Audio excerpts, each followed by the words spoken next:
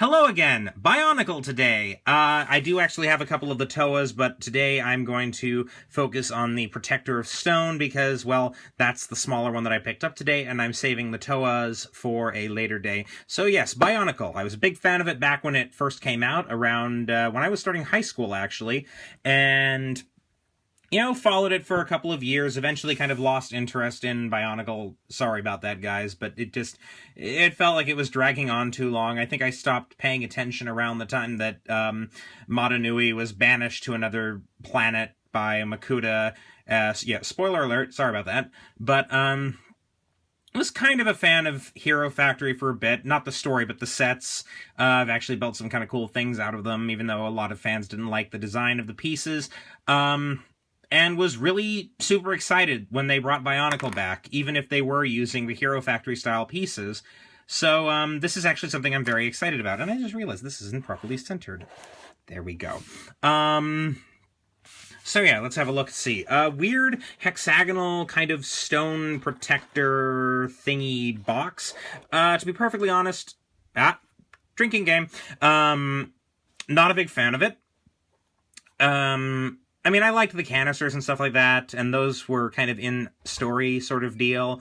But I'm just not really a fan of the weird shape of the box. Like, if it was a regular rectangular box, I'd kind of prefer it more. But I kind of see why they're doing it this way. It gives it its own little sense of identity without them having to spend extra money on the, I'm sure, expensive, relatively speaking, canisters.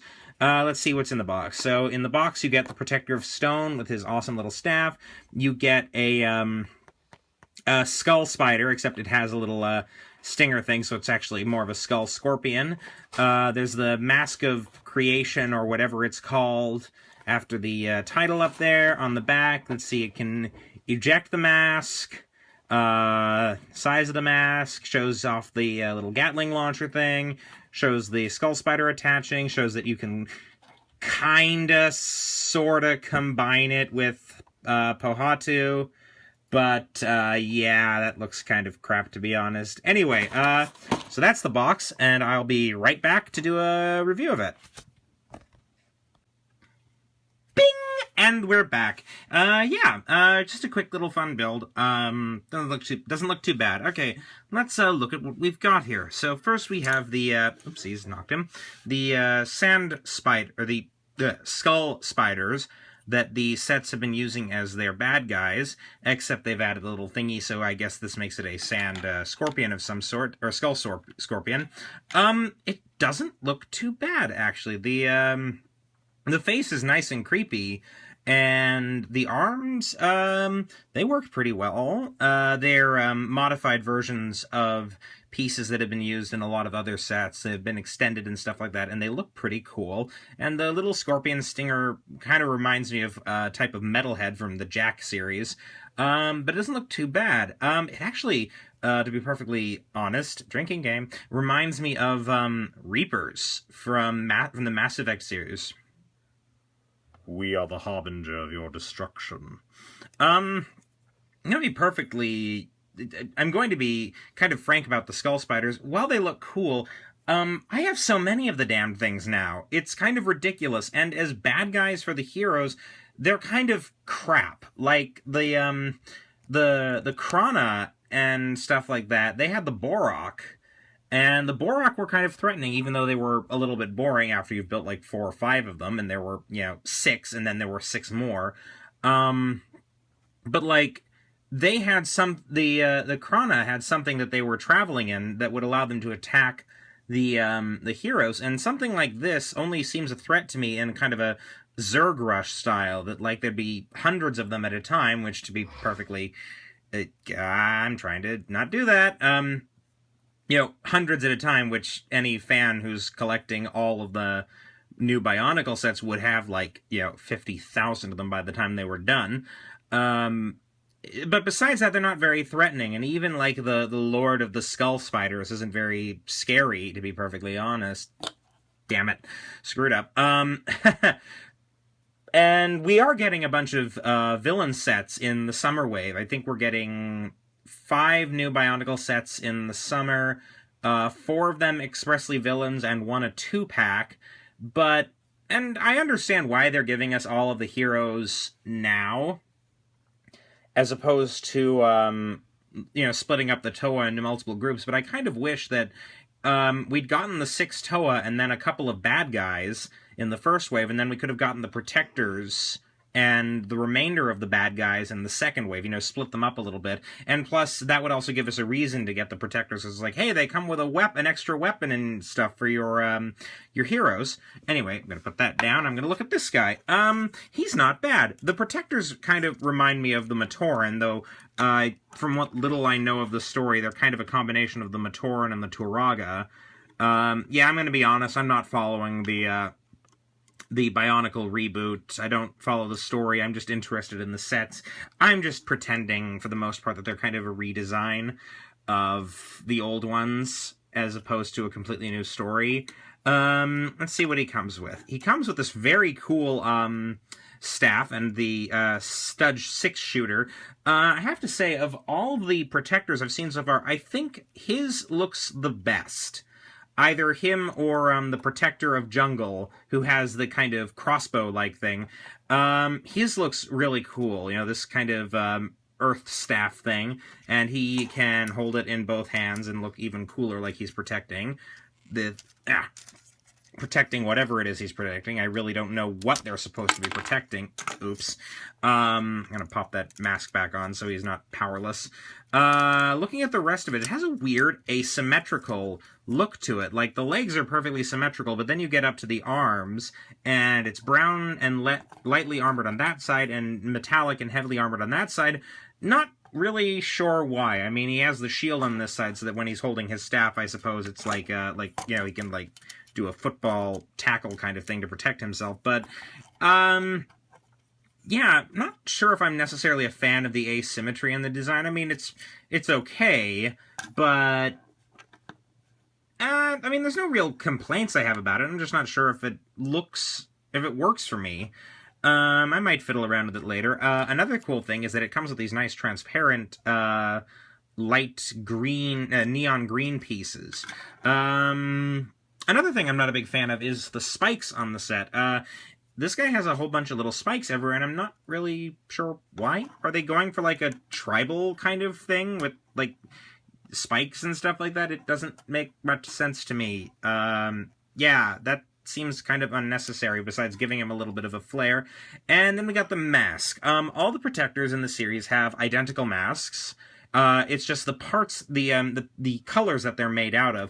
And it has a very nice, kind of marbled effect, with the kind of dark orangish brown melding into the neon green, and it looks very cool. Little bit of a play feature here is that if you push back on the skull, the mask falls off. Honestly, that's one of my complaints about these sets, is that, the original Bionicle masks did fall off easily. I will admit that. They fell off easily. They were held in very lightly with a little stud piece. But they fit on more firmly than these guys. The only thing holding these things on is pressure in these two little points here. I find that these get knocked off really easily, and it's kind of annoying.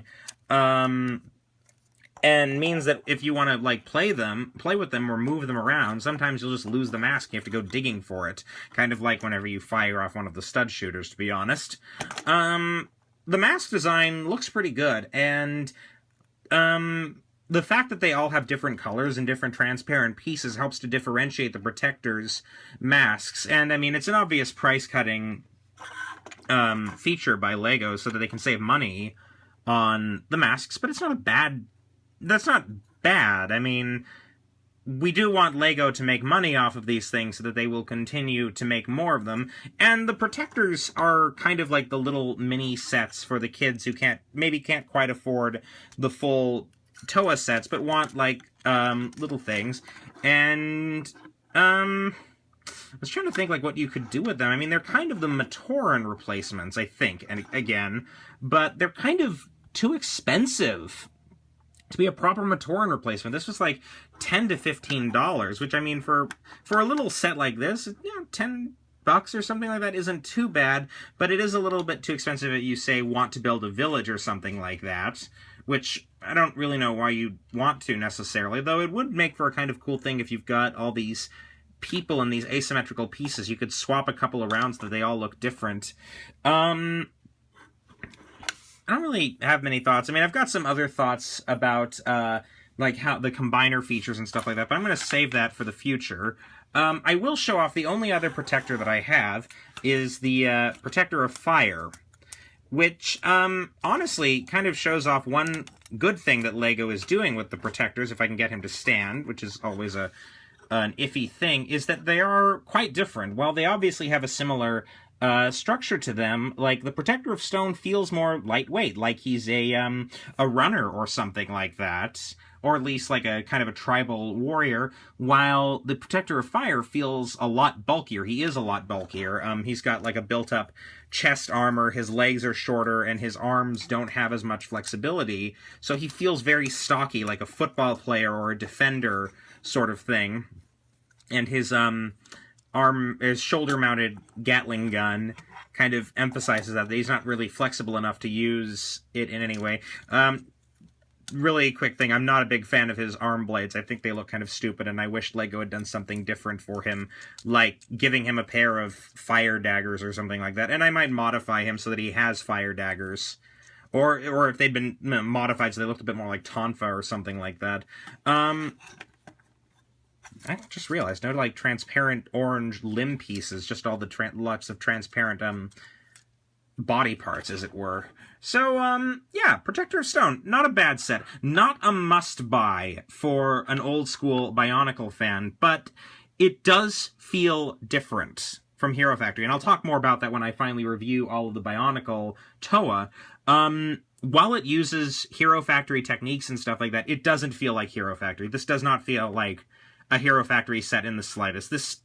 This feels like old-school Bionicle, and as someone who, you know, bought all of the old Toa Mata and the Toa Nuva, who loved the story early on before it started to get really complex and stuff like that, that's just...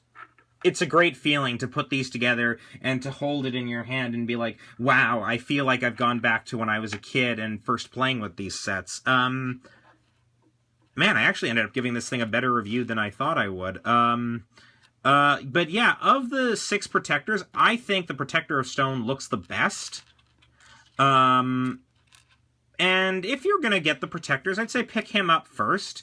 And his combiner feature with Pohatu is better than a lot of the other combiner functions, in my opinion. Because he's got this solid spear, and these guys have, like, Gatling guns and shit like that. I'm going to put him off to the side, because this isn't really a review of him, this is a review of this guy. Yeah, I think I end up liking this guy a little bit more than I thought I would. It isn't a must-buy.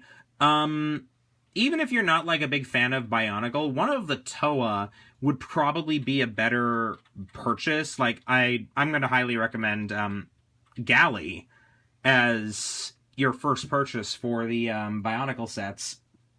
And I'll talk more about her later, again. But of the protectors, I think this guy looks the best. I think he's really good, really fun. A couple of minor quibbles about the design, but it isn't a bad thing. But yeah, it's a fun little thing. Oh, I should show this off before I forget. All of the skulls and stuff use the similar thing, so you can pop his mask off, and then the skull spider can wrap around the head. And I'm gonna be honest, that's one of the coolest things about the skull spiders, is they look really creepy. Like, with this, you know, with this thing that is a completely different color to the main character. The instructions tell you to fold these around the head, but it's really not possible to do that without popping the head off, and it drastically impacts the maneuverability of the head. So I usually just have them hanging out here like 2 venom-dripping fangs. Yeah, as much as I'm not a fan of how many of these blasted things I've got, like, seriously, I'm just gonna reach over and grab it random from a pile of Legos. Look, I've got 4 of the damn things. 4 of them, within hand's reach. This is so ridiculous. But, when they're on the protectors, they look really, cool and creepy. Which is a good thing. It kind of feels old school Bionicle with the, like, the Borok story and the Toa potentially being corrupted by the Borok and turned into servants. of the Borok, and I'll even show the Protector of Fire here. His mask doesn't stand out as much, but it's still kind of creepy cool.